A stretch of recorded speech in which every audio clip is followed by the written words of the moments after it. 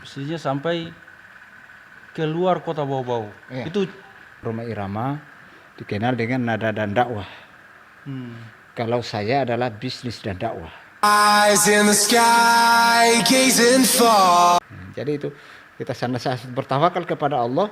Kapan Allah takdirkan saya, yaitu maka otomatis itu maka akan saya berhasil walaupun 1000 orang yang halangi, tetap saya akan berhasil. Begitu pula walaupun pamannya 1000 orang yang usahakan, kalau Allah dia tidak berkehendak untuk ke situ maka tidak akan bisa jadi. Sehingga saya kuliah pertama saya ikut ospek selesai, kemudian kuliah bahkan sudah sampai semester 4 belum bayar semester 1, 2 dan 3. Kenapa? Lantaran miskin sekali. Ya, sehingga saya pada akhirnya semester 4 sampai 1, 2, 3 belum bayar. Pada akhirnya dosen itu kasihan sama saya. Kasihan, ya. Itu kasihan.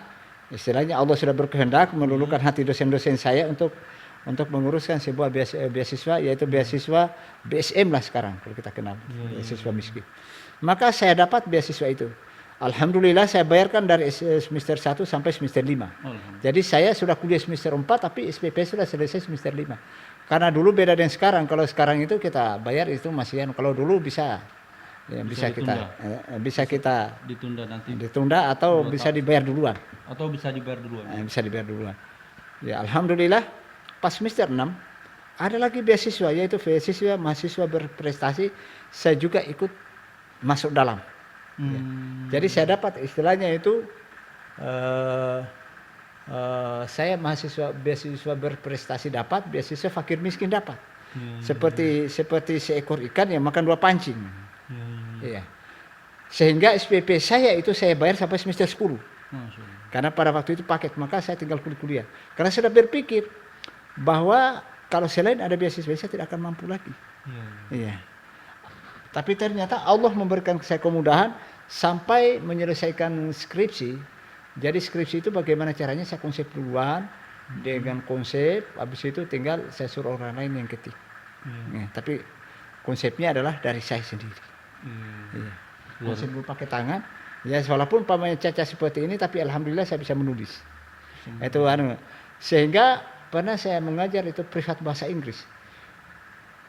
Sebelum mati lampu, saya menulis. Setelah sudah tahu-tahunya lampu mati, saya masih tetap menulis. Dan setelah lampu menyala itu tulisan sudah full 1 papan. Masya Allah. Iya. Luar biasa.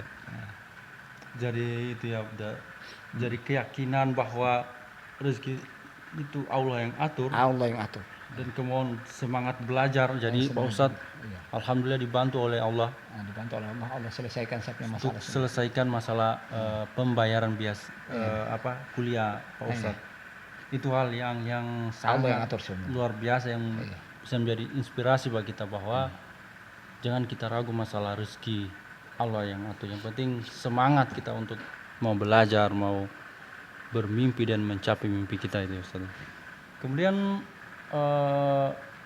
apa yang bagaimana bisa Anda tertarik di dunia dakwah ini? Apa sesuatu yang membuat Anda ingin sekali di dunia dakwah Ustaz? Saya dulu pernah tertarik di dunia dakwah ini pertama adalah di saat saya kecil di kampung sangat terpencil. Tahu-taunya ada namanya Safari Ramadan. Safari Ramadan yang datang dari kota dan kecamatan. Pada waktu itu kan kita istilahnya itu to the point saja, yaitu pada waktu itu kan makanan orang-orang di kampung itu adalah makanan yang paling-paling nasi jagung, apalagi itu umbi hutan. Tahu-taunya datang penceramah makanannya ayam dan lain sebagainya, enak sekali. Saya tertariknya di situ. Ternyata kalau kita pintar ini enak juga makanannya. Enak juga. Pada akhirnya tertarik di situ, maka saya mulai bercita-cita untuk menjadi pendakwah. Namun sekarang istilahnya itu sudah sama, orang yang tidak berdakwah dan berdakwah itu sama-sama makan ayam. Sudah beda dengan dulu. Beda dengan dulu. Dulu susah untuk dapatkan. Kemudian apalagi yang tertarik di dunia dakwah. Lalu si penceramah itu adalah naik ceramah di atas mimbar. Dia katanya, orang yang pertama masuk surga itu ada 4. Yang pertama adalah haji yang mabrur. Yang kedua adalah orang yang mati syahid. Yang ketiga adalah para ulama. Yang keempat adalah orang kaya yang mendermakan hartanya. Saya, kalau seperti saya, belum tentu kaya karena saya tidak punya harta. Berarti saya harus bercita-cita untuk menjadi dakwah supaya masuk surga dah, supaya Allah ridhoi. Iya. Jadi itu yang motivasi Itu yang memotivasi saya.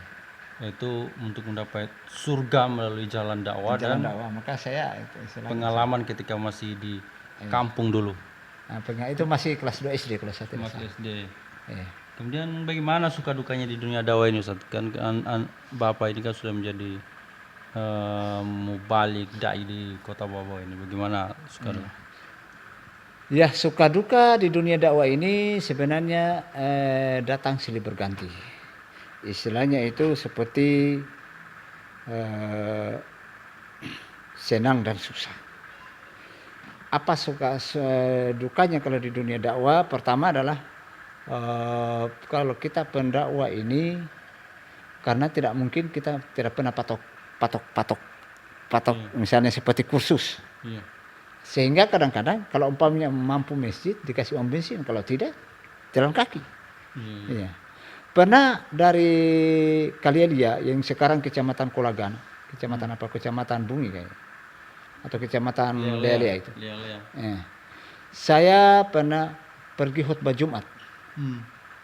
Pergi khutbah Jumat, habis itu tiba di pulang. Namanya kita khutbah di desa ini kan hanya ucapan terima kasih. Iya. Hanya ucapan terima kasih. Kenapa sampai kita bersemangat itu harus pergi ke desa-desa begitu? Karena kita yakin nanti Allah yang kasih kita rezeki di bidang lain. Iya. Betul. Maka kita pulang. Tiba di jalan meletus ban. Mau tambal ban. Bukan meletus ban, habis bensin. Habis bensin. Mau beli bensin. Dua pendakwa dan tukang bonceng kiri. Ini yang parah ini. Tidak mau dorong. Saya mau tidak mau dengan kecacatan saya, tetapi saya tidak putus asa, tetap kita jalan dorong sama-sama. Dari bau-bau dari ke masuk pesantren Al-Amanah sekarang, yaitu sampai bau-bau kita dorong. Dorong sepanjang lebih 10 kilo. Iya, 15 kilo ya. Iya, 15 kilo kayaknya. Iya. Kita dorong, nanti sudah tiba di Bure, Masjid Bure itu sudah asar, kita sholat dulu. Sudah loyo kelaparan satu-satu. Itu. Kemudian pernah juga saya menyeberang berdakwah di Kabupaten Bumban. Pulang naik kapal Cinta Selamat, hampir tidak selamat. Kenapa? Karena 1 hari 1 malam mati mesin, terlunta-lunta tengah laut. Saya berdoa, ya Allah, andaikan engkau berkenan punya kehendak untuk matikan saya di tengah laut ini, maka matikanlah saya dengan mati syahid. Itu saja. Kemudian habis itu pernah juga menyeberang di Kadatua. Di Kadatua mau tidak mau hampir jatuh di dermaga. Karena kalau tidak cepat direbut oleh Pak Wake, barangkali saya jatuh di dermaga sebelum naik speed. Kemudian juga menyeberang ke Buton Tengah, kan bawah-bawah ini kan kepulauan. Iya. Istilahnya itu kepulauan, ya mau tidak mau ke pulau-pulau, karena pemerataan dakwah ini bukan hanya kita ambil enaknya. Karena banyak pendakwah hanya mau ambil enaknya, di kota mau, di desa tidak mau. Iya, betul. Itu di kota mau, di desa mau, tidak mau. Itu kenapa katanya takut. Habis itu ada seorang yang baru belajar ustaz, dia seorang ustaz juga yang bonceng, pergi berdakwah di Buton Tengah. Tiba di jalan kita diguyur hujan. Langsung bilang, Pak Ustaz, begini terjal ini dakwah ya. Saya bilang, iya. Ini justru terjalnya inilah akan menjadi mutiara-mutiara yakut di surga. Kenapa? Karena tidak akan dianggap beriman seseorang kalau seandainya tidak pernah mendapat tantangan. Dia mendapat dulu tantangan. Betul. Iya. Istilahnya itu istilahnya itu kalau jangan dulu kita merasa mau masuk surga kalau belum diuji seperti orang-orang dulu. Orang-orang dulu itu kalau dia mendapat ujian sampai mereka kata mata nasrullah, kapan pertolongan Allah ini datangnya? Sampai Allah Rasul dan orang-orang di sampingnya maka akan berkata mata nasrullah, kapan pertolongan Allah ini datang? Maka Allah menjawab sesungguhnya pertolongan Allah itu dekat. Lalu kita menyeberang hujan sepanjang jalan. Hanya padahal jalannya sudah aspal, belum juga jalannya sampai kemudian menyeberang ke Buton Utara. Menyeberang ke Buton Utara sendirian. Hanya menumpang di mobil tumpangan, tumpangan jadi tiba di sana, tapi kan mobil-mobil sudah tahu bahwa ini si cacat ini tidak bisa dibiarkan sendirian. Jadi caranya apa? Pas kasih turun depan masjid, kasih turun di orbit sampai di dalam masjid. Sampai di dalam masjid baru kasih duduk. Begitu pula saya diantar untuk ceramah di masjid-masjid atau saya dikasih duduk sampai di dalam. Lalu kemana itu dukanya itu. Kemudian kemudian sukanya apa? Sukanya yaitu banyak kenalan, banyak mengurangi musuh, banyak kenalan yang tadinya juga anak-anak deket juga lewat hoi. Tetapi kalau umpamanya pas kita dikenal kita langsung assalamualaikum, doakan kami supaya kita sadar. Ya alhamdulillah kita doakan. Kalau masih orang yang minta didoakan berarti insya Allah masih akan sadar. Tetapi kalau dia lewat itu sudah tidak mau didoakan lagi ya sudah. Iya betul. Iya itulah suka dukanya Ustaz ya. Suka Luar duka biasa sekali. Karena semangat yang besar untuk mau mendapatkan ridho Allah jadi tidak terasa itu dukanya itu. Tidak terasa. Kemudian, jadi kemudian yang terakhir ini Pak Ustadz ini selain dakwah juga mempunyai bisnis yang saya dengar ini bisnisnya sampai keluar kota Bau-Bau. Itu bagaimana ceritanya bisa sampai bisnis bisa mempunyai perusahaan kalau tidak salah punya trik itu namanya kalau Pak Zainuddin MZ dengan Rumah Irama dikenal dengan nada dan dakwah. Kalau saya adalah bisnis dan dakwah. Lalu bagaimana caranya? Karena istilahnya itu sudah tahu diri, istilahnya itu pertama sudah tahu diri bahwa sadar diri bahwa saya ini dari ekonomi terpuruk maka tidak mungkin jatuh ke lubang yang sama. Jadi begitu. Kenapa? Karena ada seorang profesor dia pernah bertanya bahwa mana yang benar? Bodoh karena miskin atau miskin karena bodoh? Jawabannya adalah dua-duanya benar. Lalu bagaimana caranya? Hijrah dari situ. Miskin karena bodoh benar, bodoh karena miskin juga benar. Jadi lalu apa? Hijrah dari situ. Hijrah. Jangan pamannya kemiskinan terus diwarisi. Lalu bagaimana cara hijrahnya? Pertama adalah harus dengan doa. Yang kedua harus pindah wilayah baru cari usaha lain. Lalu apa yang kita lakukan dalam berbisnis ini? Pertama adalah yakin bahwa Allah akan memberi. Yang penting kita usaha. Ya. Yaitu innallaha la yughayyiru ma biqaumin hatta yughayyiru ma bi anfusihim. Sesungguhnya Allah tidak akan merubah nasib sesuatu kaum kecuali kaum itu yang merubahnya. Jadi kita usaha ikhtiar. Yang kedua, jadi ikhtiar. Yang kedua adalah berdoa kepada Allah. Berdoa. Jadi berdoa. Yang ketiga, ikhtiar itu harus punya trik-trik, tidak boleh malu. Kenapa sekarang kemudian mulai dari yang kecil-kecil. Jadi mulai dari yang kecil-kecil, seperti kita pinjam istilahnya Pak Agim ya. Pertama adalah 3M, mulai dari yang kecil-kecil. Jangan langsung tembak pinjam uang di bank itu sekian ratus juta, belum tahu pasaran bagaimana. Pinjam sekian puluh juta, padahalnya apa jatuh, terlilit utang, rumah kita digadai apa. Kadang-kadang bahkan bisa-bisa anak istri kita digadai. Iya. Kemudian mulai dari yang kecil-kecil, jadi naiknya itu bertahap begini, tak bertahap. Kalau langsung naik di atas, mau ingin jadi bos pakai karyawan tidak sudah jatuh, habis. Iya. Karena pasarannya. Jadi itu sambil kita belajar sedikit-sedikit, belajar di pasaran apa yang laku. Kemudian yang kedua, yang berikutnya adalah jangan malu. Iya. Jangan malu. Jangan malu, yaitu don't be shame. Jangan malu. Jangan malu. Jangan malu. Jadi itu pokoknya kerja apa saja jangan malu. Karena kadang-kadang minta saya sarjana. Kalau saya jadi tukang sapu, di mana gelar kesarjanaan saya? Nah, itu yang malu begitu, itu yang bahaya. Kalau saya antar Jepang, di mana gelar kesarjanaan saya? Kalau saya pikul-pikul kantung nasi, di mana gelar kesarjanaan saya? Jadi hilangkan dulu rasa malu. Kemudian yakin, don't worry, yaitu jangan ragu. Yaitu yakin bahwa Allah akan pasti menolong. Pasti menolong. Sehingga itu dalam tulijul laila fin nahari wa tulijul nahara fil lail wa tukhrijul hayya minal maiti wa tukhrijul maita minal wa tarzuqu man tasya bighairi hisab. Bahkan di dalam ayat lain bahwa berapa banyak itu hewan melata di atas permukaan bumi ini, tapi tidak termasuk kita. Hewan yang melata itu termasuk kita ini, tidak mampu memikul rezekinya. Coba seperti Sandiaga Uno, itu kan karyawannya berapa? 30.000. Iya. Seorang Sandiaga. Kenapa? Itu namanya sudah tidak mampu memikul rezeki kita. Iya. Jadi kemudian jangan malu, jangan ragu. Kemudian harus tanamkan itu. Kalau orang yang membuat pamannya salah satu ide yang sama dengan kita, jangan dianggap saingan. Anggap dia sebagai mitra kerja.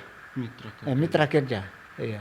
Kemudian harus memperdayakan orang lain untuk membantu kita. Kenapa? Karena ternyata orang-orang itu, misalnya orang yang datang kerja sama kita, itu sama dia membawakan kantung-kantung rezekinya, hanya dia belum tahu buka. Siapa tahu lewat tangan kita dia akan bisa terbuka, dan pada akhirnya juga kita dapat percikan dari situ. Sehingga dengan memperoleh karyawan itu adalah keutamaannya. Orang memakai karyawan adalah pertama akan mendapat doanya, yang kedua akan mendapat pengalamannya, yang ketiga akan meringankan pekerjaan kita. Betul. Iya. Jadi itu ya, bagaimana Pak Ustadz bisa sukses selain dakwah ini, Pak Ustadz bisa berbisnis sampai punya perusahaan dan menjual kalau tidak salah Jepang keluar daerah.